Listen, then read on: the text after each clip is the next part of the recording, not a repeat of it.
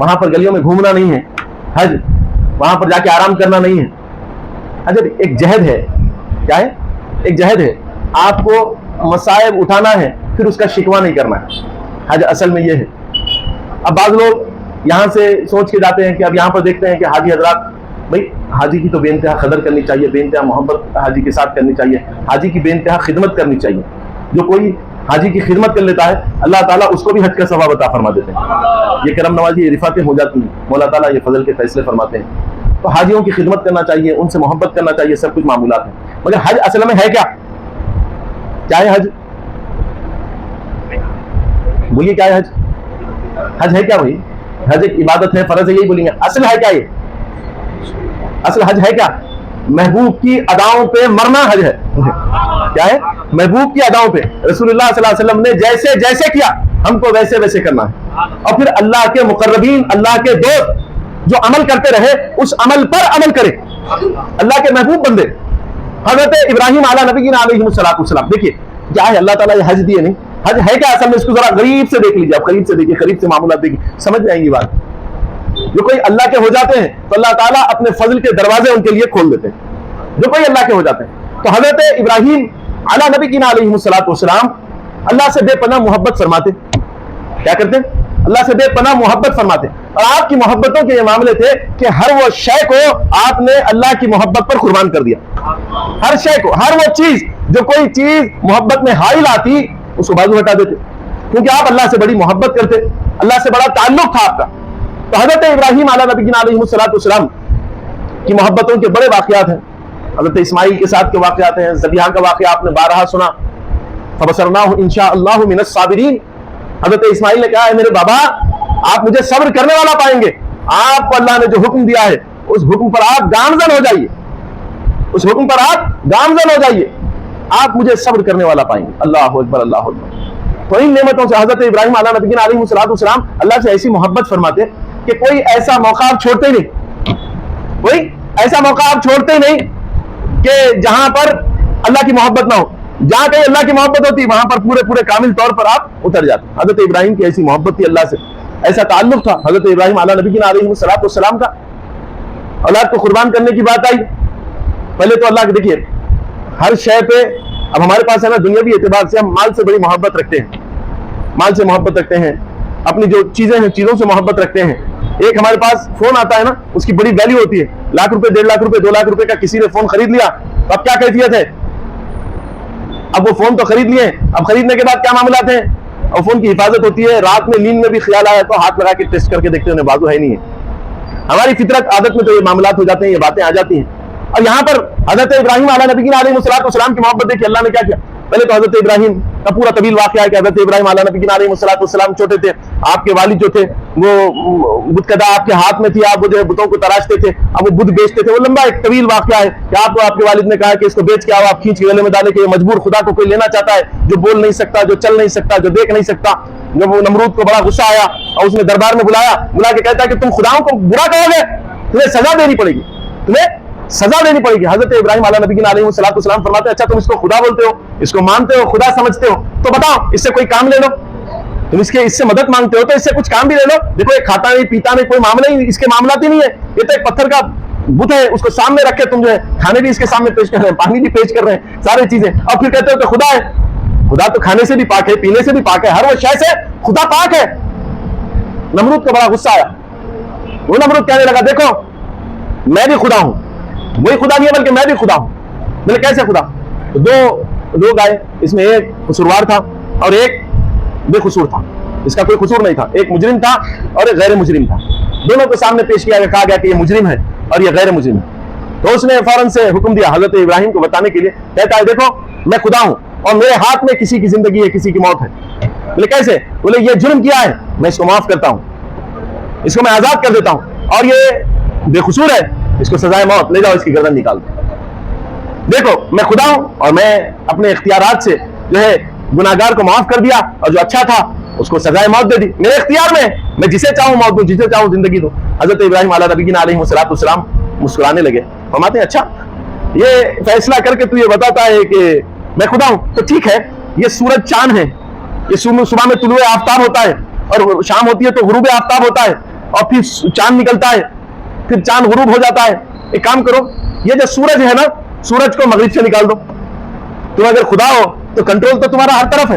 نمرود کی ایک بات زبان سے وہ تل ملا کے رہ گیا. حضرت ابراہیم علیہ نبی علیہ السلام بڑی شان کے ساتھ اس کو دھتکارتے ہوئے واپس آ گئے, کچھ کر نہیں سکا. اب اس کے بعد میں حضرت ابراہیم علیہ نبی علیہ السلام کو اللہ سے بے پناہ محبت تھی. اب ایک دن کیا ہوا کہ سب لوگ میلے میں گئے ہوئے تھے. حضرت ابراہیم سے کہا کہ حضرت ابراہیم فرمایا میں نہیں آتا. آپ فوراً سب لوگ جب میلے میں گئے تو آپ گئے, بدھ گدا میں گئے. جانے کے بعد میں کیا کیا, جتنے تراشے ہوئے بت تھے ان تمام بتوں کو توڑ دیا. جتنے بت تھے سب کو توڑ دیا, اور ہتھوڑا بڑے بت کے ہاتھ میں دے دیا. کس کے ہاتھ میں دے دیا؟ ایک بڑا بت تھا, اس کے ہاتھ میں ہتھوڑا دے دیا. اب وہ ہتھوڑا لیا, ہتھوڑا لے کے بیٹھ گیا. حضرت ابراہیم علیہ نبی علیہ السلام اب جیسے ہی دیکھے کہ وہ ہتھوڑا لے کے بیٹھ گئے, وہ ہاتھ میں رکھ دیے, اب حضرت ابراہیم وہاں سے چلے گئے. اب جیسے حضرت ابراہیم گئے, اب وہ پورے کے پورے آئے. آنے کے بعد میں کیا دیکھتے ہیں کہ سارے بت ٹوٹے ہوئے ہیں, اور ایک جو بت ہے اس کے ہاتھ میں ہتھوڑا ہے. اب بولے کون کر سکتا ہے؟ کون؟ بولے ایک ہی شخص کر سکتا ہے. کون؟ ابراہیم. کون کر سکتا ہے؟ ابراہیم کر سکتا ہے. ابراہیم کو پکڑو بھائی. ابراہیم کی طرف سے یہ سارے معمولات. حضرت ابراہیم علیہ نبی علیہ السلام کو دربار نمرود میں پیش کیا گیا. حضرت ابراہیم پہنچتے ہیں. اب پہنچنے کے بعد میں حضرت ابراہیم سے سوال ہوتا ہے کہ بتوں کو تم نے توڑا. حضرت ابراہیم فرماتے ہیں دیکھو تم کیسی بات کر رہے ہو, مجھے پوچھ رہے ہو تم نے توڑا؟ ارے بتوں سے پوچھ رہے ہو کس نے توڑا, تمہارے خداؤں سے پوچھ رہے ہو کہ کس نے توڑا. بولے ابراہیم کیسی بات کرتے ہو, کیا وہ بول سکتے ہیں؟ تو جب بول نہیں سکتے تو پھر خدا کہہ کے. کیا وہ دیکھ سکتے ہیں؟ بولے جب دیکھ نہیں سکتے تو پھر خدا کہہ کے. خدا ہے تو ساری چیزیں ہونی چاہیے, اب اس کے پاس تو کوئی چیز ہے نہیں. اب وہ بے انتہا شرمندہ ہوئے. اور اس کے بعد میں حضرت ابراہیم فرماتے ہیں دیکھو مجھے ایسے محسوس ہو رہا ہے وہ بڑا جو بت ہے اس کے ہاتھ میں ہتھوڑا ہے, اسی نے یہ کارگزاری کی ہے. بولے کیسے توڑ سکتا ہے, یہ تو ایک پتھر کا مجسمہ ہے. تو بولے پتھر کا مجسمہ میرا خدا ہو سکتا ہے؟ ناممکنات میں سے. بولے ہاں یہ کام ابراہیم نے کیا ہے, لہٰذا اب ابراہیم کو معاف نہیں کیا جائے گا بلکہ ابراہیم کو سزا دی جائے گی. اب حضرت ابراہیم علیہ نبی علیہ السلام کو گرفتار کیا. اب گرفتار کرنے کے بعد میں کیا کیا, حضرت ابراہیم کو کے سامنے آگ لگا دی گئی. آگ لگا دی گئی. کیسی آگ تھی کہ اوپر سے 100 میٹر 200 میٹر 500 میٹر اوپر سے بھی اگر کوئی پرندہ جاتا, اس کی بھانپ ایسی تھی کہ پرندہ بھن کے نیچے گر جاتا, یعنی اس کے پر جل جاتے, ختم ہو جاتا. اللہ اکبر, ایسی آگ دہکائی گئی. اللہ اکبر. آج بھی وہ مقام جہاں پر حضرت ابراہیم علیہ نبی علیہ السلام کو آگ میں ڈھکیلا گیا تھا, وہ آج بھی مقام موجود ہے. وہاں پر کوئی جو ہے جھاڑ واڑ نہیں اٹھتا ہے, وہ اتنا علاقہ آج بھی موجود ہے. آپ اگر جائیں گے وہاں پر, وہ علاقوں میں عبرانی علاقہ ہے, وہ وہاں پر اگر جائیں گے تو آپ دیکھیں گے کہ وہاں پر پورے کا پورا ویسی کالا ہے. تو آپ کو جو ہے حضرت ابراہیم علیہ نبی علیہ السلام کے ساتھ معاملات ہوئے. آگ لگائی گئی اور ایک زنبیل تیار کی گئی, اور زنبیل میں آپ کو بٹھا دیا گیا. اب بٹھانے کے بعد میں اب کیا کریں, اب بولے اس سے اٹھائیں گے, اب اٹھا کے حضرت ابراہیم علیہ نبی علیہ السلام کو آگ میں ڈال دیں گے. کوئی قریب نہیں جا سکتے تھے. اب حضرت ابراہیم کو زنبیل کے اندر بٹھا دیا گیا. اب وہ زنبیل کو ایک لکڑی کی مدد سے اس کے اندر پھینکا جانے والا ہے. حضرت ابراہیم کے پاس آسمانوں کا سفر طے کرتے ہوئے حضرت جبرائیل امین آ گئے. اللہ اکبر. دیکھیے حضرت ابراہیم کی محبت, ہماری محبت دیکھ لیجیے. اب حضرت ابراہیم علیہ نبی علیہ السلام کو بٹھایا ہے, اور یہاں پر حضرت جبرائیل آ گئے. سلام عرض کیا, ابراہیم السلام علیکم. حضرت ابراہیم نے کہا وعلیکم السلام. بولو کیسے آنا ہوا؟ بولے ابراہیم میں تو آسمانوں کا سفر طے کرتے آیا ہوں, تمہاری حالت دیکھ کے کوئی پریشانی ہے؟ بولے کوئی پریشانی نہیں. بولے کچھ مدد کی ضرورت ہے؟ بولے کوئی مدد کی ضرورت نہیں ہے. بولے سامنے آگ ہے اور دہتی ہوئی آگ ہے, اور تم کہتے ہو کہ کوئی مدد کی ضرورت نہیں. حضرت ابراہیم فرماتے ہیں کوئی مدد کی ضرورت نہیں. دیکھو آگ ہے, آگ میں ڈال دیے جاؤ گے, جل جاؤ گے, کباب بن جاؤ گے. حضرت ابراہیم فرماتے ہیں دیکھو, حضرت جبرائیل فرماتے ہیں میں کچھ مدد کر دیتا ہوں. حضرت ابراہیم فرماتے ہیں نہیں تمہاری مدد کی ضرورت نہیں, میں مدد کر دیتا ہوں. فرماتے ہیں تمہیں کس نے بھیجا؟ حضرت ابراہیم فرماتے ہیں, حضرت جبرائیل فرماتے ہیں تمہارا ہمارا پرانا ساتھ ہے, تمہارا ہمارا پرانا ساتھ ہے. جب کبھی تم پہ وحی ہوتی ہے میں ہی تو لاتا ہوں. ہماری تمہاری انسیت بڑھ چکی ہے, اب میں تمہاری مدد کے لیے آیا ہوں, اب میں تمہاری مدد کے لیے آیا ہوں. حضرت ابراہیم علیہ نبی علیہ السلام فرماتے ہیں تم خود سے آئے؟ بولے ہاں خود سے آئے. بولے خود سے آئے تو کوئی مدد کی ضرورت نہیں. اگر رب بھیجتا تو میں تمہاری مدد لے لیتا, اور رب نے نہیں بھیجا ہے تو تمہاری کوئی مدد کی مجھے ضرورت نہیں ہے. اللہ اکبر. آج سامنے دیکھیے زندگی کے اندر ہمارے بھی مسائل آتے ہیں, ہم تھوڑی دیر کے اندر پھسل جاتے ہیں. اور یہاں پر حضرت ابراہیم علیہ نبی علیہ السلام کا کیا معاملہ ہے, کیسی کیفیت ہے حضرت ابراہیم کی کہ آگ نمرود کے سامنے کھڑے ہیں, آگ میں ڈالے جانے والے ہیں. ایسی دہکتی آگ ہے کہ پرندے اوپر سے جل کے خاک کھستر کباب ہو رہے ہیں. اب وہاں پر حضرت جبریل فرماتے ہیں آسمانوں کا سفر طے کر کے کچھ تو مت، بولے نہیں کوئی مدد کی ضرورت نہیں. اللہ کو ادا پسند آ گئی. اللہ تعالیٰ کو حضرت ابراہیم علیہ نبینا علیہ السلام کی ادا پسند آئی تو اللہ نے فوراً سے فرمایا اے آگ تو ٹھنڈی ہو جا، کونوا بردن سلام علی ابراہیم، اے آگ تو ٹھنڈی ہو جا ابراہیم کے لیے سلامتی کے ساتھ. اب میل سے نکال کے حضرت ابراہیم کو جب آگ میں پھینکا گیا، اب حضرت ابراہیم اس آگ میں گئے. اب جیسے ہی وہ آگ میں پہنچے اللہ تعالیٰ نے کیا کیا، آگ کو حکم دیا اے آگ جلنا نہیں، ہمارا مقرب، ہمارا دوست، ہمارا محبوب بندہ تیرے بیچ میں آ رہا ہے، یہ تیرے لیے اعزاز کی بات ہے، تو جلنا نہیں، تو اپنی فطرت کو تبدیل کر دے. تیری فطرت ہے جلانا، مگر آج تیری فطرت تبدیل ہو جائے گی، تپش سے ختم ہو کے ٹھنڈک کی طرف آ جا. آگ کی فطرت ہے تپش، گرمی، اب وہ ٹھنڈک کی طرف پلٹ گئی، وہ ٹھنڈک کی طرف پلٹ گئی. اللہ اکبر، ٹھنڈی ٹھنڈی ہو گئی آگ. اللہ نے فرمایا اے آگ، روایت میں آتا ہے کہ اللہ اگر فرما دیتے آگ ٹھنڈی ہو جا تو پوری دنیا میں برف بن جاتی آگ اور اس سے حضرت ابراہیم کو تکلیف ہو سکتی. تو اللہ نے فرمایا آگ ٹھنڈی تو تجھے ہونا ہے مگر میرے ابراہیم کی سلامتی کا بھی خیال کر، اتنی ٹھنڈی ہو کہ میرے ابراہیم کو کوئی تکلیف نہ پہنچے.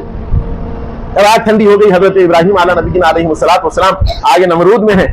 اللہ اکبر، اللہ نے گلزار کر دیا، جنت کی کھڑکیاں وہ آگ کے اندر کھول دی گئی. اب وہ سب چیزیں، سب نعمتوں سے حضرت ابراہیم استفادہ اٹھا رہے ہیں. اوپر والے یہ سمجھ رہے ہیں جو آگ میں ڈالے ہیں کہ حضرت ابراہیم جل گئے، خاک ہو گئے، کباب ہو گئے، مگر یہاں پر کیا ہوا، یہاں پر تو اللہ نے آگ کو گلزار فرما دیا. حضرت ابراہیم 40 دن تک اس آگ کے اندر رہے. کتنے دن؟ یہ تحفہ کیسے ملا حضرت ابراہیم کو؟ اللہ کی محبت سے ملا. کس سے ملا؟ اللہ کی محبت سے. اب اس کے بعد میں حضرت ابراہیم 40 دن کے بعد میں آئے. خیر اس کے بعد میں اور معاملات ہوئے، اللہ تعالیٰ نے کرم فرمایا. حضرت سارہ جو آپ کے والد سردار تھے، سردار کی بیٹی سے آپ کا نکاح ہو گیا. اب حضرت سارہ کی 7 زندگی ہو گئی. اللہ نے بڑے مال عطا فرمائے، بڑی دولتیں عطا فرمائی، بڑے بکریوں کے ریوڑ بھی آ گئے، اللہ نے برکتوں سے سرفراز فرما دیا. اونٹوں کے ریوڑ بھی آ گئے، سارے جانور چرند پرند سب کے سب موجود ہیں. گھر کے اندر جتنے رنجن ہوتے وہ اشرفیوں سے سونے کے بھرے ہوئے ہیں. اللہ نے اتنا نواز دیا اور نرم دار بستر ہے. حضرت ابراہیم اس پہ آرام فرما رہے ہیں، سکون دائق بستر.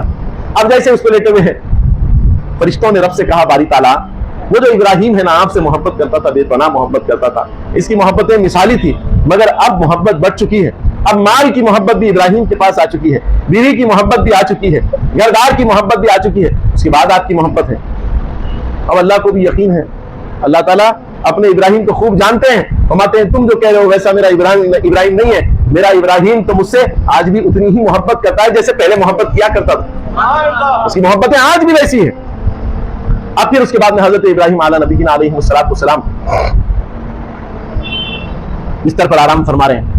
اللہ فرماتے ہیں جاؤ میرے نورانی مخلوق فرشتوں، تم جو کہہ رہے ہیں نا میرا ابراہیم مجھ سے محبت کم کر دیا ہے، جاؤ اب جا کے کیا کرنا، میرے ابراہیم کا امتحان لے لو. اللہ اللہ، کیا کہا؟ میرے ابراہیم کا امتحان لے لو.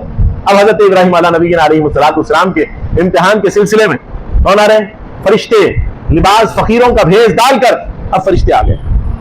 اللہ اکبر، اب فرشتے آئے، حضرت ابراہیم اپنے گھر میں بستر پر آرام فرما رہے ہیں. اب وہ توحید بیان کر رہے ہیں، اللہ کی مدح سرائی کر رہے ہیں، اللہ کی تعریف بیان کر رہے ہیں. کیا پڑھ رہے ہیں؟ سبحان الملک والملکوت، سبحان الملک العزت والعظمت والہیبت والقدرت والکبریاء، ذو الجلال والجمال والکمال والجبروت، سبحان الملک المعبود، سبحان الملک المخصوص، سبحان الملک الموجود، سبحان الملک الحی الذی لا ینام ولا یموت ولا یموت ابدا ابدا، سبوح قدوس ربنا رب الملائکۃ والروح.